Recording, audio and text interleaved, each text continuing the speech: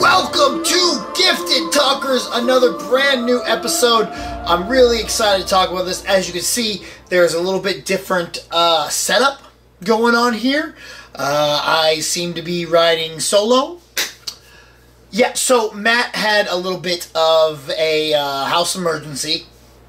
Apparently this weather is definitely messing with his house, and he couldn't make it to record the show. Tried to find a replacement, and not gonna lie, everyone's kind of busy, couldn't really get anybody in here. So I decided, hey, what the heck, I'm gonna sit here and talk to you guys about the Gifted by myself. Whatever, I can do it. Stewie's here to help, but I feel I'm confident enough to run this show along with Stewie because I am the ETCW World Heavyweight Champion. Of the world, Craig. Shit, not just the city, the world. Your boy, the Jersey Jackass B.C. Hit me up on all social media at Real Jackass B.C. or L-J-A-C-K-A-S-S B.C. Don't forget to send Matt some love over at Move the Joystick on Twitter. Man, outmatched was our new episode, and man alive, did I really like that episode, man. This was, they're slowly building every single episode, and every episode is getting better and better, if you ask me. I'm really excited about this one. I really enjoyed it. You're going to see a couple different things about this episode of Gifted Talkers. Don't get used to them. Since I was running this by myself, I had a little extra time, so I maybe added in a few little things, like, there we go, see? So, hope you guys enjoy it. I wish I could do this all the time. Maybe it might be something we attempt to do later in the season. Like I said, guys, Gifted Talkers is it's a test. I'm testing things this season. Last year, we were just audio, and this year we went video, and I'm really putting myself to the test because I'm doing all the editing. I'm trying to learn everything by myself and learn it as I go. So anyway, hopefully this all works out. Hopefully all this stuff was here and everything, all the editing works. So outmatched, man, this was a fun episode. I really did enjoy it. I really love what they're doing, and it was dramatic and intense, and this was intense. Alright, so our opening flashback, we see mom and dad, we're talking to a doctor, come to find out she's pregnant, and there's an issue, and she's probably not going to survive the pregnancy. Well, spoiler alert, if you've been watching, the last season and a half, she survives the pregnancy. We find out that it is Andy that she's pregnant with, and it's just not good. The doctor tells her, hey, we gotta terminate the pregnancy, or you or the kid or both of y'all gonna die. That's just what's gonna happen. Pops is like, see ya. And mom's like, no, I'm not killing Andy. No, we need him. This is my son. And so it kind of gives a little bit more to the backstory of why she is so crazy about saving Andy. And it's something I really enjoyed with, something I liked. And this was one of those flashbacks that doesn't add much, but it adds a lot at the same time. Like, it doesn't add a lot to the story itself, but it adds more to the backstory and mom's motivation for how she's going and why she is going a little bit crazy. Because she is, let's face it, she goes nuts this episode. We'll get into that. So then we flash forward to today. We're having a meeting. The Struckers are back together. They're sitting at dinner. They're talking things out. They're talking about Dad's powers. And they've decided that together, they felt bad about, how Lauren's been feeling. They haven't checked with her on Andy, and they seem to really be having a better family dynamic here, which is something I liked about the episode. And they decide, hey, Pops is going to go to Thunderbird and be like, yo, I got some powers. Like, this is what's happening. Which is smart. I think it's time, I like that they're not doing the normal drama series thing where they keep everything hidden and then it just comes out of nowhere and they're like, why didn't you tell us earlier? Now we're mad and don't trust you. That's a trope that they like to use a lot in shows like this. So, I like that Dad just straight up went to Thunderbird and be like, yo, turns out the dude has some powers and they're starting to manifest and I'm melting a lot of stuff. And Thunderbird's like, yo, dude, yeah, you're gonna need training. He's like, nah, man, let's just suppress it. Nah, dude, you need training. Nah, man, we can suppress it. Dude, you can't suppress it. You need training. And so then we find out, now right before this scene, we've decided that we got to go after Wire. We got to find out, hack into this security system, find out what the Inner Circle is doing. So they're getting ready to go. They're having this meeting. And Dad's like, you know what, yo, you just go. We'll deal with me later. I'm fine right now. I'm not melting anything at this moment, so we're cool. So Thunderbird goes off. They go to get Wire. Turns out Wire's dead. Yeah, no more Wire. He got killed by the Cuckoos. Or, well, actually, he killed himself because the Cuckoos said, yo, dude, pound yourself. Be done. Sayonara. Well, his brother Graf, not happy, shoots up Thunderbird, who's not happy about that. They end up getting a hold of Graf and taking him back to their place. Now, they kind of force Graf through some nefarious means to hack into this, it's kind of like a prison, insane asylum kind of thing that they're holding a bunch of mutants at, because that's where the Inner Circle is apparently, they're working on going, they're trying to get to. Graf's not having nothing of it, because the last time his brother Wire helped them, Cuckoos came in, so he don't want nothing to do with it. And they can't seem to find the way to get him to it. Well, enter crazy mom. And she comes in and uses this drug that sends him in, that immediately cleans up his system and immediately sends him into withdrawals, which apparently is something they use in hospitals when someone comes in overdosing or something. So now he's having a kick, and even Lauren's like, Mom, are you sure about this? Like, I don't think this is a good idea. Like, what are you doing? And Mom's like, yo, we're getting Andy back, and this is how we do it. Mom's fighting. Mom's having to deal with this. She's really hurting. She's really missing Andy, and this is her way of how she thinks she's going to get him back. So she gives him the withdrawals. He starts helping out. He's not helping as fast as they want him to, so she gives him a little bit of this stuff called kick. It's basically the same thing as whatever drug he uses. And we find out that the Inner Circle hacked in and shut down, and set the prison / whatever you want to call it into lockdown mode like 12 minutes ago. And so like, wait a minute, what do you mean 12 minutes ago? Oh, they're attacking this place now. We gotta go. So Thunder Blink and Marcos are gonna go, and Lauren's like, yo, look, I can get to Andy. Let me go talk to him. And, they have that connection, so Mom's like, all right, go ahead and go. All right, I'll get into that in a minute. I'll get my thoughts on that here in a little while. So they go. Meanwhile, Mom and Dad are Mom's pumping homie with some drugs to get him to keep helping. He's going through the system. He gets shut out of the system because they have Shutter with them, apparently. They never really show her, but Mom really gives him some of these drugs, and he gets him back in there. They're going through, they're seeing on the cameras what's going on. When we get there, Thunderblink's going in to try and find Lorna and Andy and find out what's going on, while Marcos and Lauren are standing outside, standing guard, because there's only one way in and one way out of this place. I'm not going to lie to you guys. When they pulled up, like, it literally, like, the entrance and everything, it looked like they just cleaned up the set from the underground hideout in Season 1.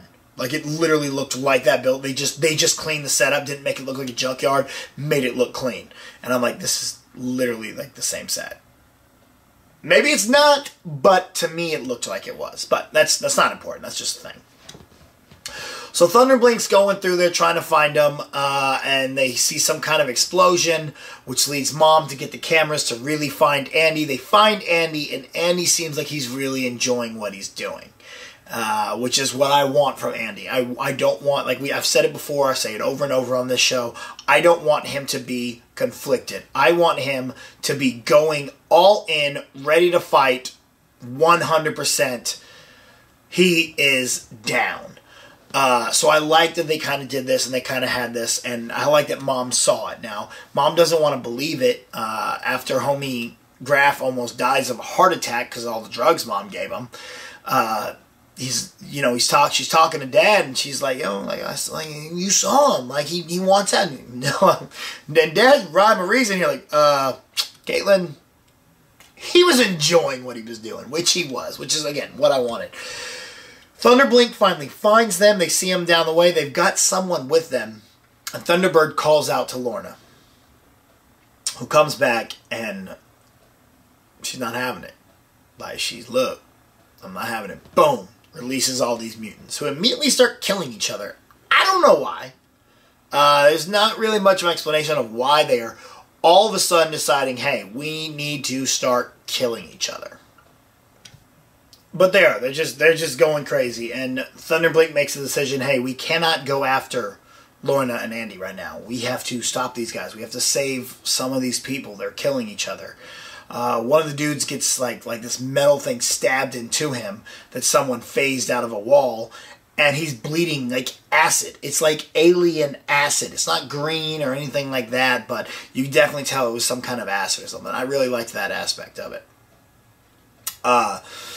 You know, so all these mutants are going crazy, and Thunderblink decided, yo, we gotta get some of these people out of here. Meanwhile, like I said, Graf is dying, having a heart attack. Mom and Dad are having to resuscitate him, shock him back, bring him back to life. Mom has this breakdown, and which is when Dad, Reed was like, hey, look, you gotta understand that Andy is happy where he is. Which is something that Marcos kind of started early on. He was kind of saying, look, Andy's with him. Andy believes, and so does Lorna. And I don't think it's that Marcos wants Lorna back right now. Like, he does, obviously. But his number one focus now is his daughter, because I think he sees that Lorna is a believer in this because of, you know, last episode when she was like, look, I love you, but this is more important. And I think that Marcos kind of gets that she's sitting there thinking, this is obviously more important to me than you are.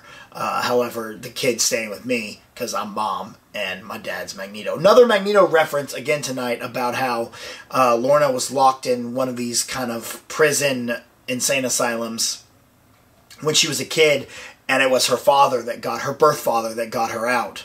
So, you know, I love how they continually drop hints to Magneto and how important he really is to this world. So, anyway, mutants are all killing each other. Mom's flipping out. Dad's trying to console Mom, saying, like, look, this is, you know, we can't be as bad as the Hellfire Club. Like, we're doing that. We almost killed this guy. What, for Andy? She's like, and this is where a line came in. She's like, look, I've been fighting for Andy since before he was alive. I'm not going to stop now. And it makes sense. Like, you know, with that's where that flashback really fit in here. And I did really like it. Now, before I get to the actual ending here, when they go into lockdown mode, all the not patients, but the doctors and everything from the hospital, prison, you know, at the end of it here are on some kind of news report saying that they were, you know, illegally experiment on mutants. I'm assuming that was something to do with the Cuckoos sending them to do that. I don't 100% know. I tried to look up, see if anyone else had any ideas, and I can't really find anything because, you know, it's right after the episode, so. But yeah, I don't know. I assume they were probably under control of the Cuckoos, and they turned themselves in saying that they were, you know, illegally experimenting on mutants. So, and they performed, and they were in part of war crimes. Now again, you know, Lorna, the Cuckoos, and Stepfords, however you want to, you know, call them, and Andy are escaping, and they're confronted by Marcos and Lauren. Now, I'm going to get into that, but not right now. We're going to jump really quick over to Jace's storyline, Turner's. Now, Turner's all alone. He's psycho-texting his ex-wife, or his wife. Please, talk to me. Where you at? Baby, I love you. I'm sorry. And she's not responding. He almost gets angry, sends the silent treatment. Really? Text, but he ends up not doing it. He starts looking up marriage counseling. That's when he gets a certain call.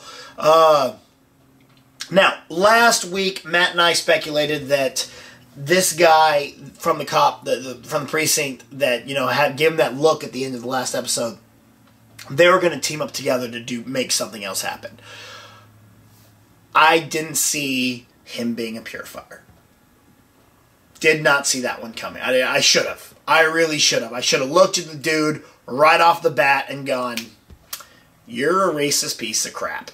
But instead, I gave him the benefit of the doubt, and I figured he was going to try and work with Turner on a more of a, not the good guys, but good guy adjacent kind of role. And they're trying to get the same result that the Mutant Underground's doing, but in the human way. But so he calls up Turner. He's like, "Yo, dude, can you meet me like tomorrow? Like, we can talk about this, because I think we can work together." And Turner's like, "All right, cool. Let me come meet you." So Turner goes to meet him. Come to find out, yes, this dude is a purifier. And if you didn't get it from the very, very in-your-face hints, the purifiers are obviously the KKK. Like, there's no secret. The X-Men universe has always been, Professor X is basically Martin Luther King. Magneto is Malcolm X. And it's all about civil rights. The X-Men are kind of a metaphor for civil rights. And now you look at this and you got these dudes, the purifiers, who are basically the piece of crap KKK. So Turner immediately is like, "Yeah, that's not me, man. I'm not part of that." And he's like, "Man, we're not all that bad. We just care about our race because, human power." Racist crap. So Turner's like, "Nah, man, I'm good." Dude gives him his number. He's like, "Hey, man, if you change your mind, come be racist with me." And Turner's like, whatever. Takes it and leaves. You don't think you're going to see much more of that. Obviously, you're going to see much more of that. But in comes Turner at the end of this, sitting in his hotel room, seeing this report of the staff of the facility, kind of like, "Yeah, we were mutant crimes, war criminals. Yeah, we need to be prosecuted. Our bads. We messed up." Turner takes that number out, calls the dude. I didn't see him turn to join the Purifiers. Maybe I should have, because he turned and joined that doctor dude in the first episode. The first season. So maybe this is just who Turner is. I keep wanting him to be the good guy, or to do something right and not be this bad dude. But maybe he just is. Maybe he is one of the bad guys. I don't know. I guess he just seems so charming to me. I think I keep wanting him to be the good guy, or him to see the light and understand. But maybe that's not for time to. Maybe it's going to happen later on. Maybe it's not. I don't know. But anyway, okay. Mark out moment of the episode. So Andy, Lorna, the Cuckoos, and the patient that they took from this facility are leaving in a Hummer. A silver H1. I'm pretty sure that, this show is supposed to be taking place, today. In this time era. I don't think H1s exist anymore. Who has an H1? Don't get me wrong. I love them. They're probably my all-time favorite car. But I'm 90% sure that no one has an H1 at all in this day and age. I have not seen one in 4 or 5 years. I haven't even seen an H2 in 4 or 5 years. So, wow. Hummer. All right. Anyway, so they're escaping, and Marcos he's ready. He's gonna light up the hand, blow up the car, and Lauren's like, "Nah, talk to him. It's my brother. I'll stop him." So she uses her air bubbles. I love her power. I think they really could find a better way to do it, because it just looks, it's kind of cheesy how it looks. But I love the power itself, and I love Lauren. She gives this quick speech. She lets Marcos know, that's not my brother. He'll believe with me. He will listen to me because we are connected. When he first had his problem, he was scared, and then when he saw me, he calmed down. She's wrong. Because Andy gets out of the car and she's like, "Yo, get." And she starts talking about the dreams. You can tell that Andy sees the dreams. Andy had a reaction knowing, "Oh, crap, she has these dreams too." And she sees that. She's like, "You're having them too."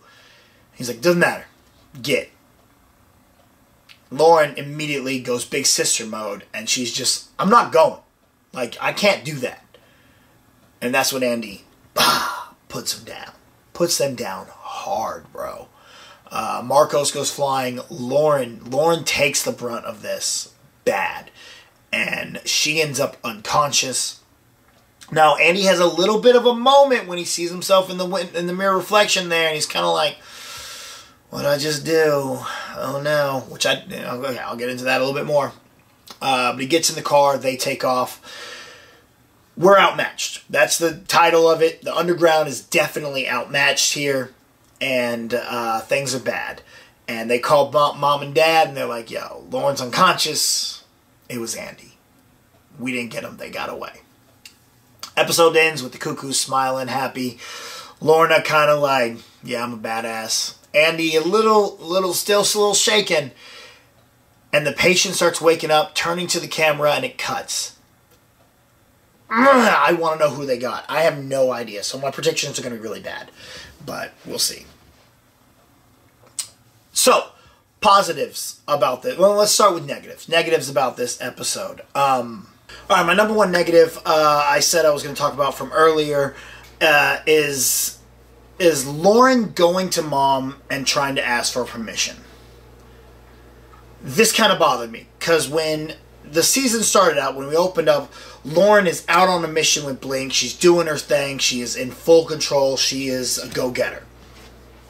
Now we're back to, Mom, is it okay if I go be a mutant? I don't like that. And maybe I'm jumping ahead. Maybe I'm going a little fast. But I want Lauren to be full-fledged. I'm awesome. I'm a badass. I'm a potential leader of the underground. Because I really like the character. I really like Natalie Allen Lynn. Not only am I absolutely in love with her, but she's just a damn good actress. And I really like how dialed in she is with this character. So I don't like that we've taken a step back and she's kind of like, I don't know, Mom, can I go? I should go, don't you think? Is it okay? Kind of bothered me. My other negative is, again, going back to Andy, y'all know how much I really want Andy to just be the complete opposite of Lauren. And that full-fledged, I'm the villain. I didn't like the moment where he kind of looks in the mirror, or sees his reflection. He's like, man, did I do that? That probably wasn't the best idea. Because it could possibly be that the cuckoos are in his head.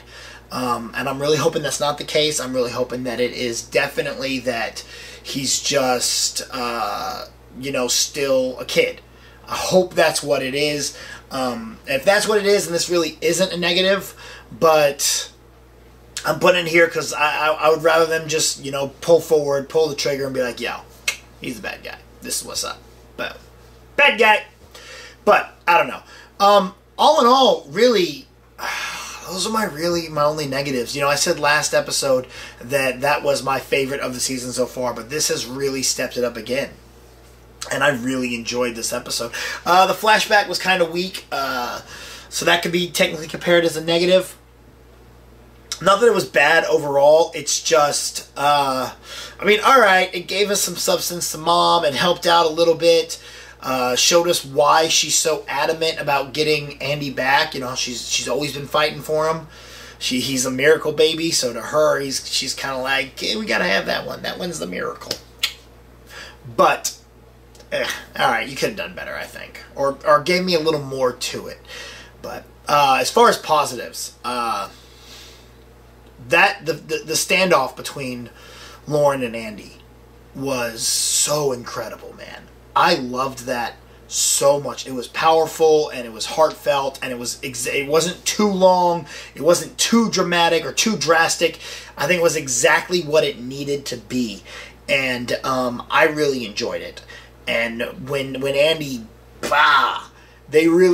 takes her down, it was an epic moment to me, and I jumped up out of my seat in excitement. This really was a fun episode. I really did enjoy this. Coming forward, who do they have? What does the inner circle have? I don't know. I don't think it wouldn't be. Maybe it's someone we know. My hope is that it's someone we know. That it's an X-Men. Maybe it's a Jubilee or something along those lines. Someone we've seen somewhere. but I don't know if it is. Maybe it's Legion, something having to do with the Legion show. I don't know. What could they need to make it so possible? So they needed this so bad that they go in like this. Not sure. So as far as predictions, I don't know what to predict, guys. I really don't. I'm at a loss. I have no idea where this episode is going to go. I will say that Turner is obviously going to join up with the Purifiers, but I'm going to think that they're going to do something, and this is, again, me wanting him to be the bigger man, to be the better dude. I'm going to think that he is actually going to see them do something and then be, yo, I can't be a part of this, and he's going to be out. They're not going to let him out. They're going to be like, nah, sorry, you've seen our inner workings. You're either with us or you're dead. That's going to be my thing, and then that's going to push him to have to go to the Mutant Underground to get help. Boom! That's what brings him back into the light. That's where I'm going with. Anyway, guys, I want to apologize. This is definitely a shorter after show, shorter episode, but I was here by myself, so I don't have anyone to bounce ideas off of or anything or chit-chat with, so I'm kind of cut out all that. It's just me talking. Anyway, guys, go to Twitter, send Matt, tell him you hope his house is doing better, tell him you hope everything's going okay. We need to get Matt back at Move the Joystick, MoveTheJoystick. Man, I got that. I didn't think I was going to get that, but I got that. Don't forget to follow Cinelinx at Cinelinx.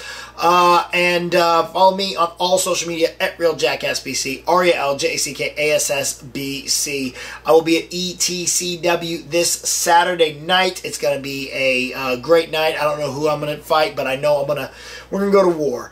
And then a week from Saturday, I will be at MPX Wrestling once again. Cannot wait for that.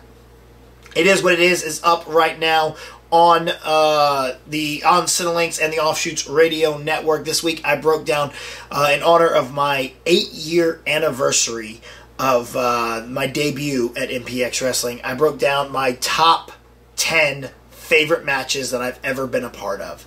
So definitely go and check that out, guys. I had a lot of fun talking about it with y'all. Check it on out. And I guess until... 2 weeks. Yeah, we're gone for 2 weeks now because of the World Series, I guess. I guess that's why, but it did say in 2 weeks. So that sucks. No episode next week. Man, I'm disappointed now. Maybe we can get Matt in here next week and we just do a mid-season kind of talk or something. I don't know. We'll figure it out. Anyway, guys, until the next episode of Gift Talkers, it's your boy BC.